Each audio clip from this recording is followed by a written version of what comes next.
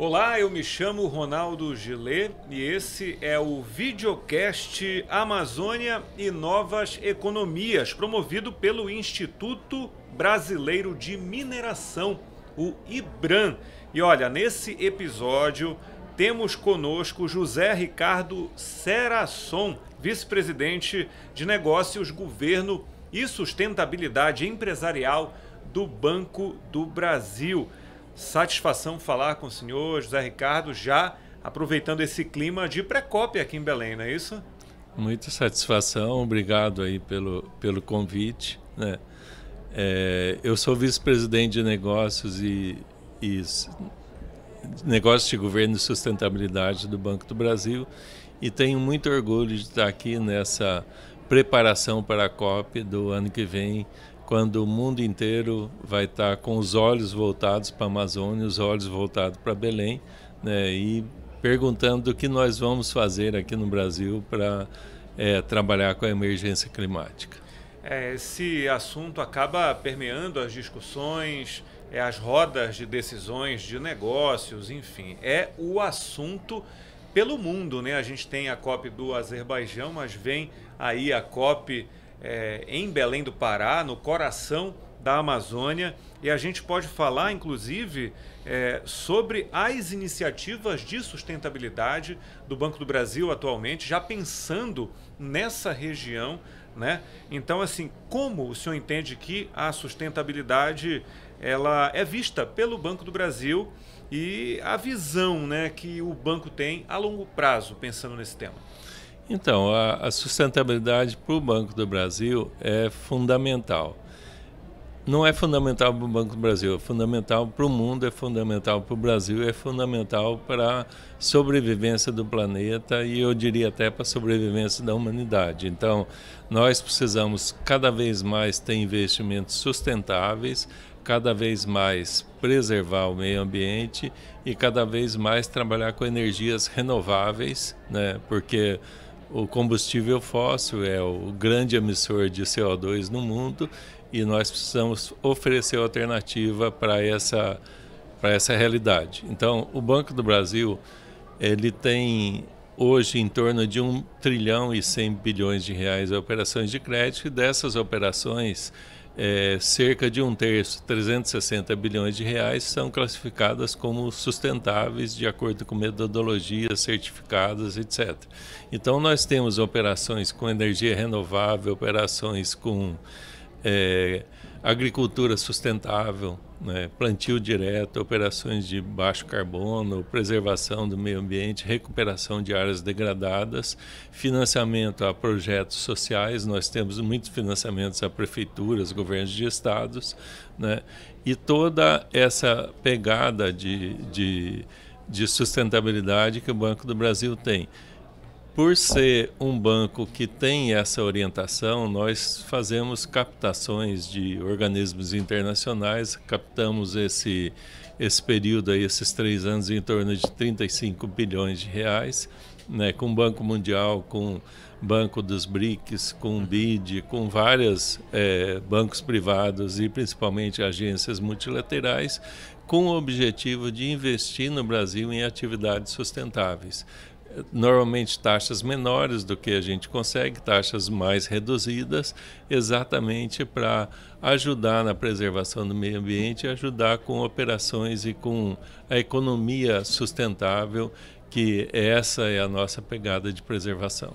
O senhor citou inúmeras iniciativas de sustentabilidade Sim. do Banco do Brasil que já estão em prática. Quando a gente pensa no longo prazo, é esse o pensamento, colocar agora em prática essas ações, sim, pensando nos nossos netos, bisnetos, em quem vai colher esse fruto daqui a 10, 20, 30, 40, 50 anos? Sem dúvida. Se a gente não pensar agora, não aplicar agora em atividades da economia sustentáveis, nós podemos ter uma vida muito mais difícil para os nossos filhos, netos e bisnetos. Haja vista as enchentes do Rio Grande do Sul, por exemplo, só para citar 2 fatos muito recentes, as enchentes do Rio Grande do Sul, que teve toda aquela capacidade de destruição, e aqui na própria Amazônia, a seca os rios que ficaram quase não navegáveis, né, por conta da alteração climática ao redor do mundo. É lógico que preservar os biomas brasileiros não é suficiente. O mundo tem que tomar medidas, né, para resolver esse problema, e não só o Brasil. O Brasil está muito mais adiantado que outros países. Se você ver, nós temos 90% da energia elétrica consumida no Brasil é de fontes renováveis. Nós temos programas como etanol e biocombustíveis que o restante do mundo não tem nesta dimensão. Então, enquanto nós temos em torno de 50% da energia consumida, seja combustível, seja energia elétrica de fontes renováveis, o mundo só tem 14%. Então, isso que a gente faz, o Banco do Brasil financia parte dessas operações. Então, essa pegada é importante para o futuro do planeta e dos nossos filhos.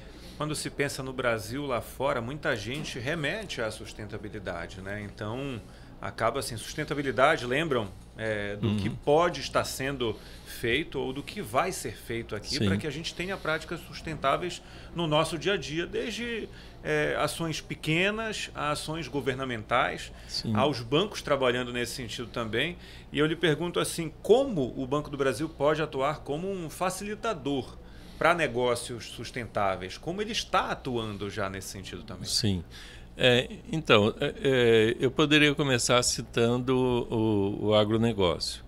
O Banco do Brasil, ele é o principal parceiro do agronegócio no Brasil.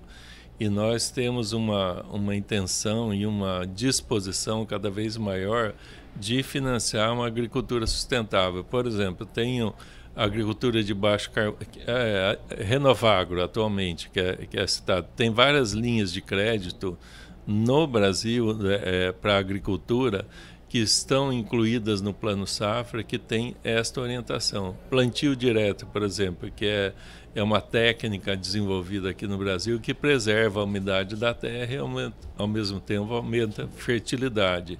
A gente tem operações de recuperação de áreas degradadas, operações de crédito, temos operações que tratam do sistema agroflorestal, várias culturas no mesmo ambiente, de maneira que a gente preserva a natureza e ao mesmo tempo aumenta a produtividade, né, e utiliza menos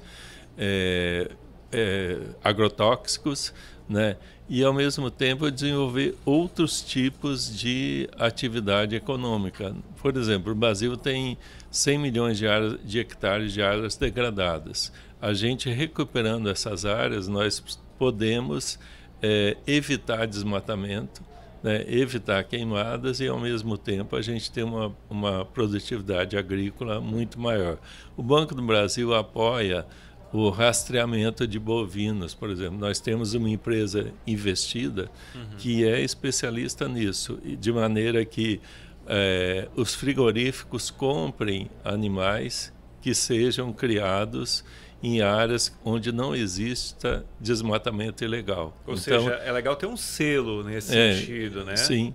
E o mundo exige cada vez mais isso. Tem países que não importam carne bovina, por exemplo, que seja criada em área desmatada, em área de desmatamento ilegal. Então, esse tipo de atividade, o Banco do Brasil procura evitar, né, tem mecanismos de verificar o rastreamento e de verificar onde é criado o bovino. Então, isso são atividades que a gente desenvolve cada vez mais para trabalhar a sustentabilidade.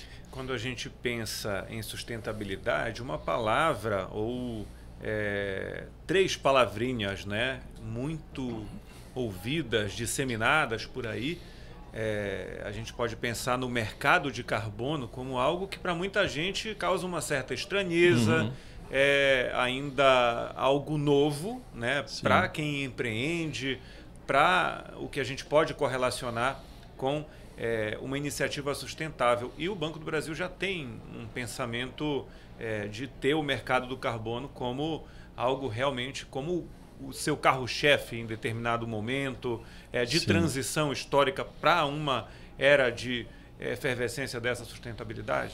Sim, hoje, atualmente, o Brasil está passando por um processo de regulamentação desse mercado de crédito de carbono. Então, o que nós operamos atualmente é o chamado mercado voluntário.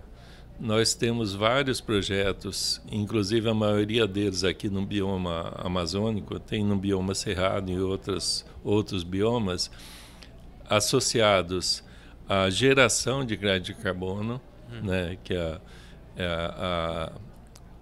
a preservação ambiental. Então, nós temos vários projetos, em torno de 10 projetos, que no total deles ajudam na preservação, garantem a preservação de em torno de 700 mil hectares.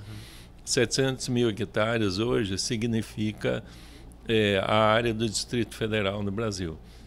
É pequeno, mas é bastante. Né? E a nossa intenção até o ano que vem é pelo menos dobrar essa área preservada. Então, ao mesmo tempo que o proprietário da terra, que normalmente é proprietário privado, ele mantém a floresta preservada, ele gera o crédito de carbono e, através disso, ele tem uma renda adicional para a atividade dele. Então, o Banco do Brasil ajuda a desenvolver esses projetos e nós estamos montando uma mesa de comercialização de crédito de carbono, de maneira que as empresas que precisam compensar suas emissões de CO2, elas comprem o crédito de carbono destas áreas preservadas. Então, essa atividade a gente tende a desenvolver cada vez mais e quando terminar a regulamentação do mercado brasileiro, esse trabalho vai ser cada vez mais exponencial. Muito bem. E quando a gente pensa na nossa região, né, a gente entende que o coração da Amazônia é exatamente onde nós Sim. estamos agora, aqui inclusive gravando esse podcast. E muita gente aqui de Belém, né, da região metropolitana de Belém, costuma, aos finais de semana, atravessar o rio e ir até a Ilha do Combu. Sim. Não sei se você já ouviu falar, ali tem plantação de cacau, de açaí, tem todo um turismo já em cima desse espaço que a gente tem.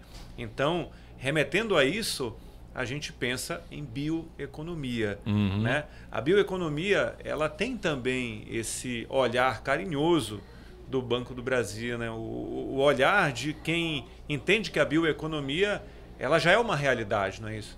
Já é uma realidade e uma realidade que se torna cada vez mais importante aqui na Amazônia. A bioeconomia significa a exploração, a extração de produtos nativos aqui da floresta, açaí, cacau, pimenta, que é plantada em algumas regiões, cupuaçu, castanha e vários outros produtos que podem ser explorados como atividade econômica da população, mantendo a floresta em pé e, ao mesmo tempo, processando aqueles produtos e, dessa maneira, ter uma atividade que não agrida a natureza e, ao mesmo tempo, que tenha uma fonte de renda para as comunidades. Nós montamos aqui recentemente, aqui em Belém do Pará, em abril deste ano, e já temos uma outra em Manaus, um hub financeiro de bioeconomia voltado para o financiamento dessas atividades, dessas populações que vivem da bioeconomia. Então, nós trabalhamos com cooperativas, trabalhamos com agricultura familiar, trabalhamos com associações, inclusive algumas que fornecem a grandes empresas. Por exemplo, tem uma fábrica de sabão, a maior fábrica de sabonete do mundo é aqui no Pará. E tem comunidades que fornecem para essa fábrica e o Banco do Brasil financia essa atividade, essas comunidades. Então, isso é a bioeconomia que tende a ganhar uma importância cada vez maior no Brasil e aqui na Amazônia em especial. E a gente fica, como amazônida, sempre envaidecido, né, de ver que exemplos daqui acabam dando certo, sendo seguidos por outros estados, né? O que é bom é para ser copiado.